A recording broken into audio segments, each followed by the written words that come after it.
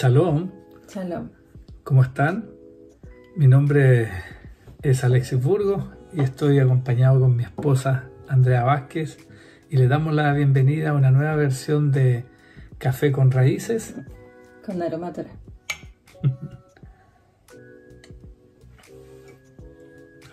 Qué bueno es un café, ¿no es cierto? Nos ayuda a meditar, nos ayuda a relajarnos, a colocar un ambiente de familia, de reflexión, para que meditemos respecto a la parashá Miketz, y nos han invitado a que podamos compartir la aliyá número 6, ¿no es cierto? Que está en la porción de la palabra del Berechito, del Génesis, capítulo 43, desde el versículo 16 hasta el versículo 29.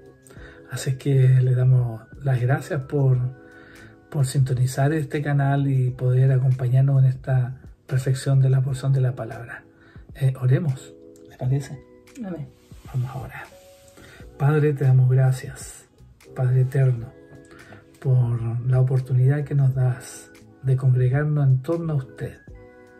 Le pedimos, Señor, que usted tome el control de las meditaciones de nuestro corazón y de los dichos de nuestra boca, para que sea tu Santo Espíritu tomando el control de esta meditación, de la instrucción que tú has puesto y has dispuesto en este tiempo para cada uno de nosotros. Te honramos y te damos toda la gloria y la honra. En el nombre de Yeshua HaMashiach. Amén. Amén. Amén. ¿Le parece si leemos alternadamente? Ok. Bueno. Génesis 43, versículo 16. Y vio José a Benjamín con ellos, y dijo el mayordomo de su casa: lleva a casa a esos hombres, y degüella una res y prepárala, pues estos hombres comerán conmigo al mediodía. E hizo el hombre como José dijo, y llevó a los hombres a casa de José. Entonces aquellos hombres tuvieron temor cuando fueron llevados a casa de José, y decían: por el dinero que fue devuelto en nuestros costales la primera vez, nos has traído aquí para tendernos lazo y atacarnos y tomarnos por siervo a nosotros y a nuestros asnos. Y se acercaron al mayordomo de la casa de José y le hablaron a la entrada de la casa. Y dijeron: ay, Señor nuestro, nosotros en realidad de verdad descendimos al principio a comprar alimentos. Y aconteció que cuando llegamos al mesón y abrimos nuestros costales, he aquí el dinero de cada uno estaba en la boca de su costal, nuestro dinero en su justo peso, y lo hemos vuelto a traer con nosotros. Hemos también traído en nuestras manos otro dinero para comprar alimentos. Nosotros no sabemos quién haya puesto nuestro dinero en nuestros costales. Él les respondió: paz a vosotros, no temáis, vuestro Dios y el Dios de vuestro Padre os dio el tesoro en vuestros costales. Yo recibí vuestro dinero. Y sacó a Simeón a ellos. Y llevó aquel varón a los hombres a casa de José, y les dio agua, y lavaron sus pies, y dio de comer a sus asnos. Y ellos prepararon el presente, entre tanto que venía José a mediodía, porque habían oído que allí habrían de comer pan. Y vino José a casa, y ellos le trajeron el presente que tenían en su mano dentro de la casa, y se inclinaron ante él hasta la tierra. Entonces le preguntó José cómo estaban, y dijo: vuestro padre, el anciano que dijisteis, ¿lo pasa bien? ¿Vive todavía? Y ellos respondieron: bien va tu siervo nuestro padre, aún vive. Y se inclinaron e hicieron reverencia. Y alzando José sus ojos, vio a Benjamín, su hermano, hijo de su madre, y dijo: ¿es este vuestro hermano menor de quien me hablasteis? Y dijo: Dios tenga misericordia de ti, hijo mío. Amén. Amén. Amén. Bendita palabra. La intriga es parte del liderazgo. Lo que está haciendo José de una otra manera en esta historia, hija, es liderar a su familia, a sus hermanos. Aunque ellos no lo reconocen, ellos no saben frente a quién están tratando, él intriga. ¿Para efecto de qué? De disponer la actitud adecuada y el ambiente adecuado, la atmósfera adecuada para poder revelar realmente hacia dónde los quiere llevar. Claro.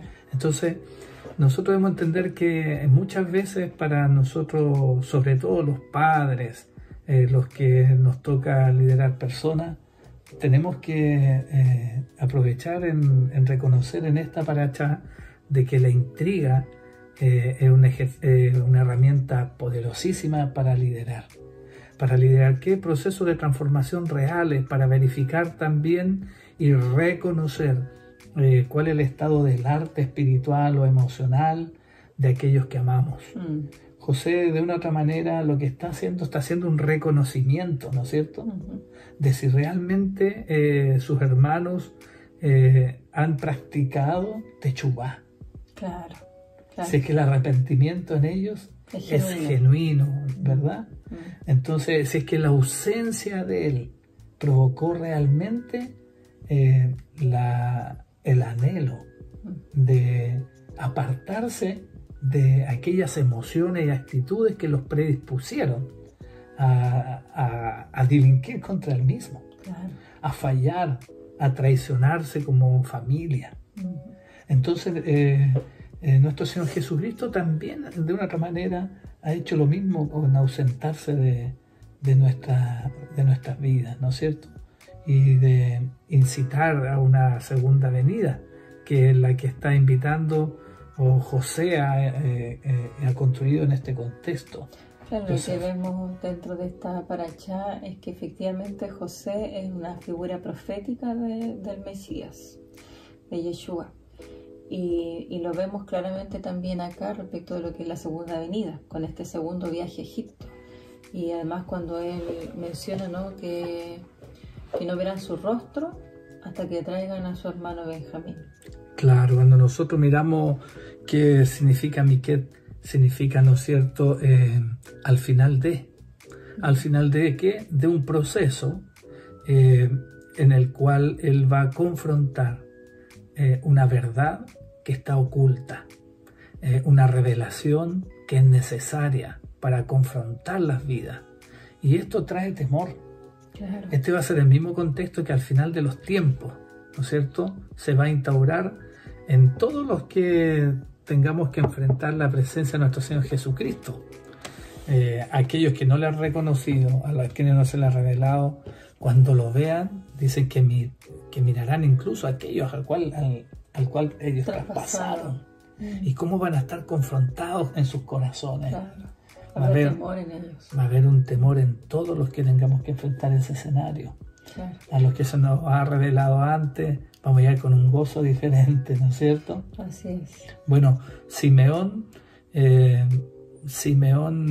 está capturado y está siendo presa de esta intriga para poder traer a los otros hermanos. Y realmente en esto también se prueba el amor genuino entre hermanos, en que están dispuestos uno a dejar su familia, dejar tus intereses por rescatar a aquel que está preso.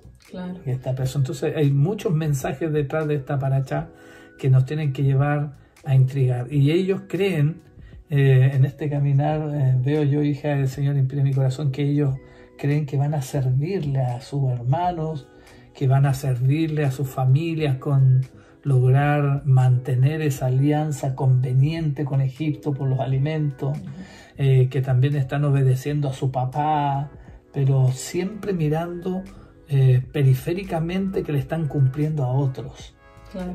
Que creen que van a servir. Y generalmente las cosas del servicio del Señor, cuando uno cree que uno va a servir, ¿qué es lo que hace el Señor? En realidad, Él trabaja con nosotros, más bien nosotros creemos que vamos a servir, pero el Señor les dice, hay una palabra, si no me recuerdo, o he escuchado decir de que Él no es deudor de nadie.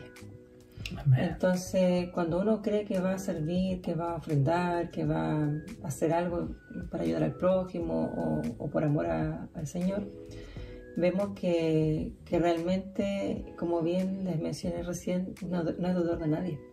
Entonces, Él que conoce las necesidades de lo más profundo de nuestro corazón, que conoce las situaciones que estamos viviendo, al menos yo creo que por experiencia nosotros podemos decir que Él nos sorprende gratamente y sin esperarlo, porque claramente uno va sirviendo con un corazón genuino, pero después nos encontramos con la sorpresa que en realidad el Señor nos sorprende a nosotros en lo que hace en nuestras vidas. Qué tremendo. Bueno, esto es lo que están viviendo los hermanos de Josefo, ¿no es cierto? Claro. Ellos están llevando el dinero para comprar, creen que es un trato justo. Resulta que les devuelven el dinero en forma oculta que ellos no saben. No ven la señal como una bendición, lo ven con el temor y no interpretan realmente que lo que está pasando es que Dios está retribuyendo los beneficios de alguien de su familia que está en condición de bendecirles. Claro, lo que pasa es que en el primer viaje que habla de la valilla anterior, justamente ellos llevaron los dineros para comprar los alimentos y cuando van de camino de retorno, en el mesón se dan cuenta que la boca de los sacos dice que estaba el dinero, en la totalidad el dinero de cada uno. Pero en la bendición de su hermano, ¿no es cierto? De aquel que había logrado estar en condición de gracia. Claro. Pero fíjate que ahí hay algo que nos confronta y que me llama la atención de esta porción de la palabra, que generalmente cuando el corazón no es agradecido, cuando no ve la gracia se está derramando, generalmente termina transformándose en temor. ¿Te acuerdas de esa experiencia tan bonita que tuvimos en Montevideo? Compartirles que en algún minuto el Señor puso un anhelo en el corazón de ir a entregar un servicio con una palabra a un ministerio en Montevideo, en Uruguay. Desde aquí de Chile nos dispusimos con Andreita y fuimos allá. Pasamos muchas peripecias para llegar. Mi fe siempre flaqueó, siempre estuve lleno de temor. Por eso yo me interpreto mucho con el corazón con el cual se presentan los hermanos de José en este retorno a este segundo viaje, porque yo no me sentía digno de llevar ese servicio a Uruguay y siempre estuvo Andrea, mi esposa, animándome, desafiándome en fe, reconociendo con claridad de que eso era del Señor. Llegamos allá, cumplimos el servicio, el Señor sobrepasó nuestras expectativas, ¿no es cierto? Y nos sentíamos contentos de nosotros haber ido a servir. Pero ¿qué pasó detrás? Bueno, nuestro hijo mayor en ese entonces era pequeño, tendría unos 4 años y ya llevaba 3 años sin comer. La historia es larga, pero para hacer el resumen, no comía nada más que en realidad un alimento proteico para mantener lo que era una especie de leche. Y al cabo de 3 años de visitar médicos, psicólogos, especialistas, nunca pudieron lograr que el niño comiera. Pero el Señor durante esos 3 años lo sustentó, lo cuidó, lo guardó, le proveyó el alimento de manera espiritual. Y fue justamente en medio de una oración que yo le entregué a mi hijo al Señor. Le dije: Señor, yo no sé qué hacer, yo no puedo con esta situación, ahora a ti te lo entrego, tú te haces cargo. Y bueno, quizás suene un poco arrogante la forma, pero el Señor aún así escuchó mi oración o mi clamor. Y hasta el cabo de 3 años, en estas circunstancias de esta visita que fuimos a Uruguay, el Señor, en medio de la alabanza, la adoración, Él habló a mi vida y me dijo: por tu obediencia, porque habíamos pasado muchas situaciones difíciles para llegar a ese lugar, me dijo: por tu obediencia, tu hijo al instante se sana. Amén. Y bueno, se quebrantó mi corazón en ese minuto y bueno, ocurrió que terminó esta visita y al llegar a Chile, mis hijos estaban con mi suegra y bueno, por primera vez preparamos el alimento y le dimos a todos los niños y por primera vez Lucio comió.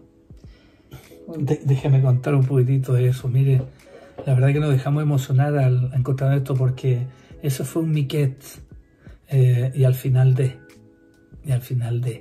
José estaba aquí al final de haber salido de la cárcel, haber sido reconocido en los dones que el Señor había puesto, en su fidelidad, en su integridad, en su obediencia a lo que demandaba el cielo respecto al propósito para el cual había sido llamado, y él no conocía hasta ese minuto, pero en todo este caminar se le reveló que el propósito de él era llegar primero que sus hermanos a una condición de bendición para bendecir.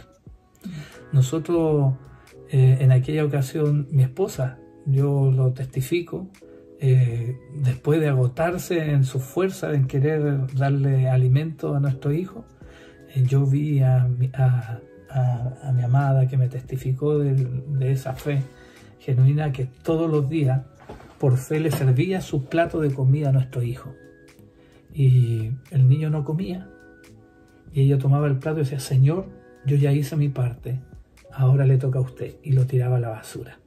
Así estuvo por 2 años. 3 años. El primero fueron pruebas y eso, ¿no es cierto? Pero yo recuerdo que esa declaración fue durante 2 años. Sí. El primer año fue sufrir, llanto, no entender. El segundo año empezaste a hacer esa declaración de fe firme. Y fueron 2 años de declaraciones día a día, firme, tal cual. Y yo evidentemente movilizaba mi corazón hacia mayor búsqueda, más presencia de Dios. Era la prueba del Señor procesando nuestro corazón. Hoy día lo compartimos porque al final cuando sale esta opción de ir a servir a Uruguay, con lo que nos encontramos al final era que el Señor nos bendijo a nosotros. Amén. Así también los hermanos de José no entienden nada. Ellos están yendo, creen que están yendo a servir a su familia, que están yendo a servir a su hermano que está preso. No entienden nada. La intriga del Señor José, ¿cierto? Fue la misma intriga que el Señor hizo con nosotros cuando nosotros creíamos que íbamos a servir, y en realidad era Él el que al final nos sirvió a nosotros a través de dar evidencia, sí, de que el corazón estaba preparado en el proceso, que realmente había techubá, porque fue todo nuestro proceso de transformación a la fe verdadera. Entonces hoy día esta palabra, este miquet, se debe quedar en nosotros. Debemos estar atentos a lo que el Señor está intrigando para preparar nuestras vidas, nuestros corazones. Vio José hecha realidad lo que el Señor le había mostrado en visiones tempranas, ¿no es cierto?, donde sus hermanos se inclinaban a piso, ¿no es cierto? Claro, lo que pasa es que cuando, ellos están ya en la casa de José, ellos están preparando regalos que le habían traído a José, e ingresa José, y ellos apenas ven a José ingresar, se postran a piso. Y ahí se cumple ya el sueño de él, donde están los 11 hermanos reunidos. Como él veía en el sueño, las 11 gavillas de trigo que estaban alrededor de él y que se inclinaban hacia la gavilla de él en el sueño. Entonces se cumple este sueño cuando ve que están todos sus hermanos inclinados a él, que es lo mismo la figura profética que veremos cuando venga el Señor. Claro, amén. En su segunda venida, y sean restauradas todas las cosas. Toda la casa de Israel, ¿no es cierto? Benjamín, sí. El significado del nombre Benjamín es el más pequeño. Entonces hay una declaración ahí, ¿no es cierto? Tenemos que ir por los benjaminitas, por los más pequeños de la casa de Israel, porque hay otras ovejas que oyen mi voz, ¿no es cierto?, que tienen que ser llamadas. Y tenemos un desafío a través de esta palabra de que para que se nos revele el Mesías por segunda vez, se nos revele genuinamente, tenemos que hacer esta obra misionera y poder ir a buscar a aquellos que están necesitados. El temor que ellos sentían inmovilizaba y colocaba los ojos cegados, ¿no es cierto? Porque no se les había revelado. Su hermano estaba en lo oculto, en esa intriga, ellos no podían reconocer. No, porque él vestía de una manera diferente, hablaba de manera diferente. La Escritura nos enseña de que él usaba intérprete. Entonces los hermanos no sabían que él entendía lo que ellos hablaban. Y claro, para ellos era otra persona, absolutamente. ¿Cierto? Lo mismo pasa con nuestros hermanos del pueblo judío que no reconocen a Jesús, o como nosotros lo conocemos en la cristiandad, como el Salvador, como el Mesías. Pero cuando nosotros nos damos cuenta de que su verdadero nombre es Yeshua, de que sus ropas no son las ropas griegas o romanas con las cuales hemos traído arraigados por muchos años, y nos damos cuenta que sus vestiduras sí son hebreas, que él era tan judío como nuestros hermanos judíos, nuestros hermanos mayores. Vemos entonces que efectivamente el pueblo judío va a llegar el momento en que el Señor, cuando restablezca todas las cosas, van a reconocer al que traspasaron, y van a conocer su nombre, su verdadero nombre. Amén. Y será revelado, así como dice, y como ocurrió con José cuando ya están reunidos todos los hermanos, cuando él ya se revela delante de ellos. Y por eso él dice, antes de que ellos vayan de retorno, digamos, para el segundo viaje, en el primer viaje él dice, no verán mi rostro si no vienen con Benjamín. Claro, pero hay un ayudador que está guiando, ¿no es cierto?, a la revelación y a toda verdad. Está guiando, está apoyando, está soportando esto mientras llega José también al encuentro de su hermano, el mayordomo, que es figura de el Espíritu Santo, ¿no es cierto? Es figura del Espíritu Santo. Tiene tanto regalo, tanta riqueza esta porción, que debemos entender, porque ellos lo que manifiestan ante el Espíritu Santo es un clamor. Claro. Una oración que nosotros tenemos que elevar. Esa es la forma de orar, abrir el corazón, y que da evidencia de un techubá verdadero, de un arrepentimiento genuino, de dar la espalda, de andar con las cosas ocultas, como lo venían guardando tanto tiempo. Claro, de hecho, también hay otro evento, otro acontecimiento que ocurre previo al ingreso de José a la casa, que es el lavamiento de los pies, que es algo que también ocurre más adelante, ¿no es cierto?, en lo que nosotros conocemos como Nuevo Testamento, donde Jesús, ¿no es cierto?, o Yeshua, lava los pies de sus discípulos. Claro. Y esto hace mención también, en este caso, más allá de la tradición propia, ¿no es cierto?, que el hecho de usar sandalias, de venir caminando en caminos de tierra, etc., también habla justamente de sacar, o de santificarse, del cambio de la nueva vida, de la limpieza en lo espiritual. Purificar nuestros pasos, ¿no es cierto? Claro, de lo natural. Y que de hecho lo vemos en Juan, ¿no es cierto?, cuando Pedro le dice, o sea, el Señor va a alabar a Pedro, y Pedro le dice, no, jamás, no lo hagas, o sea, tú lo vas a hacer, porque era lo que se acostumbraba justamente, era que lo hiciera un siervo, y él era el maestro, o sea, no podía él hacer eso. Pero el Señor le dice fuerte y claro, le dice, bueno, si tú no haces esto, no me permites que yo haga esto, entonces no tendrás parte conmigo. Entonces da a entender de que esto tiene una relevancia mayor, ¿no es cierto?, de la santidad de vida que debemos de tener. Entonces Pedro le dice, bueno, entonces lávame la cara, las manos. Yo creo que le dijo, báñame completo. Pero ahí el Señor le dijo, no, le dijo, los que están lavados no necesitan más que lavarse los pies. Solo hay uno nomás que le faltaba, y se refería justamente a Judas, que después lo iba a entregar. Pero claramente aquí también, en esta figura profética que vemos de José, lo que ocurre con sus hermanos es porque ellos están retornando a la presencia, en este caso de su hermano José, al cual ellos mismos habían vendido, no sé, que habían querido matar. Y bueno, era necesario que ellos pasaran también en ese proceso de lavamiento de los pies, o donde se purificaran, se santificaran antes de presentarse delante de él. Qué bonito, hija, porque mira dónde está. Si nosotros queremos ser siervos, donde esté, queremos habitar sirviendo en la casa del Señor, de nuestro Señor, debemos reconocer que el habilitador de éxito para eso es el servicio. Esta señal la está marcando fuertemente el mayordomo, ¿no es cierto? Está marcando fuertemente, ahí hay un principio de mayordomía, claro. Que el principio de mayordomía que tiene que también establecerse en nuestras vidas es el servicio. El que no sirve no sirve, No sirve. ¿no es cierto? Y además reconocer que el servicio coloca el contexto de la relación genuina.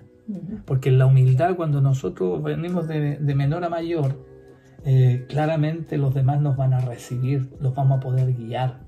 Y lo que está haciendo de una otra forma es colocando señales. El Señor con este contexto es como colocar el ánimo adecuado de que ellos entendieran de que iban a ser servidos.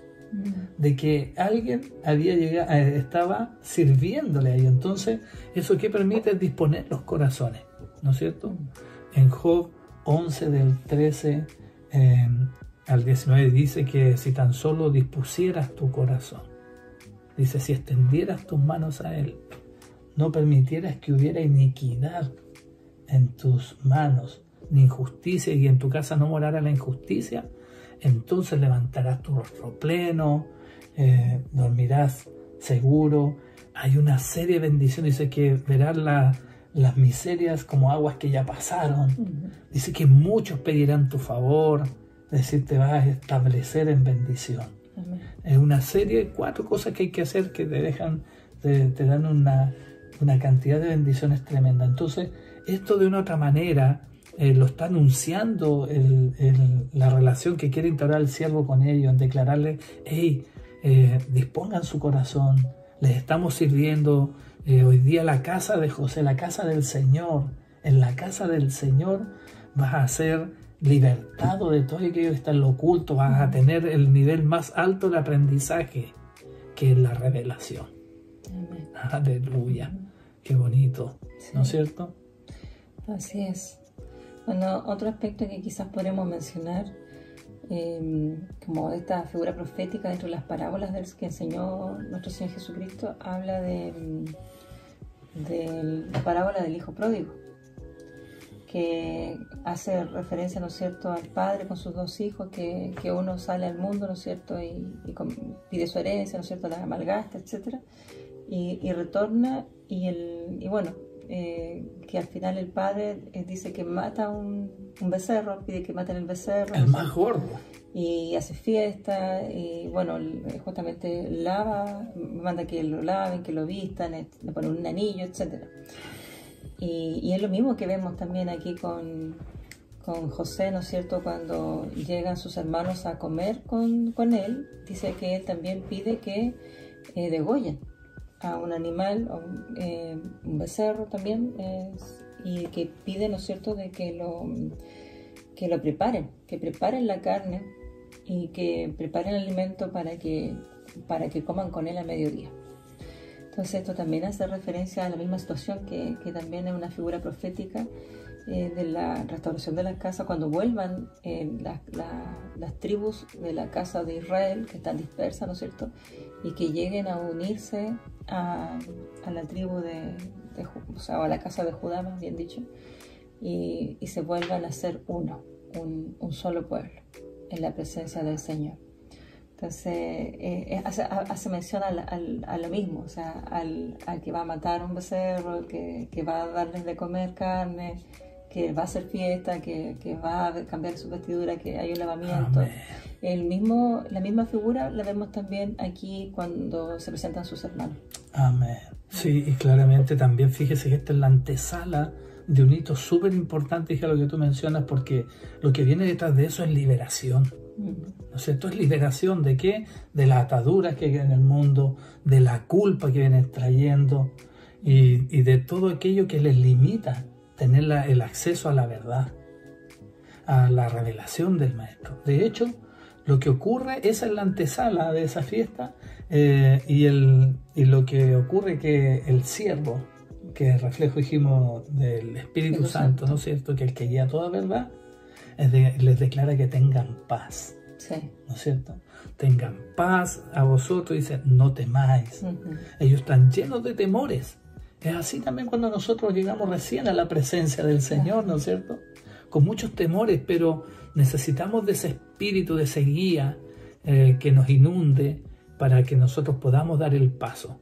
Y recién cuando ellos disponen, cuando ellos reciben, ¿no es cierto?, el tesoro de otra forma que había puesto en sus costales, que Dios le había provisto.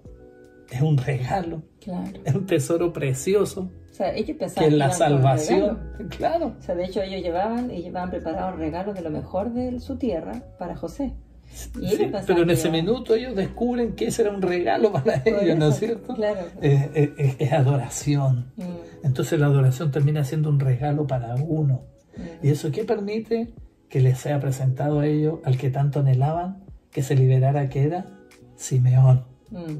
Entonces nosotros necesitamos a veces libertar cuando tenemos circunstancias ataduras con nuestros hijos, con espíritus de maldad. Ya vamos reconociendo en esta palabra, ¿no es cierto?, cuál es el corazón con el cual tenemos que llegar a la casa de nuestro Señor. Amén. Para poder tener paz en nuestro corazón. Es tan importante buscar la paz en el corazón. En Mateo 5:9 dice su palabra, ¿no es cierto?, bienaventurados los pacificadores, Porque ellos serán llamados hijos de Dios. hijos de Dios, aleluya. Una palabra tan simple, pero a veces tan difícil de implementar, sobre todo cuando traemos nosotros culpas, cosas ocultas, cuando no hemos realmente reconocido lo que está en lo oculto en nuestro corazón.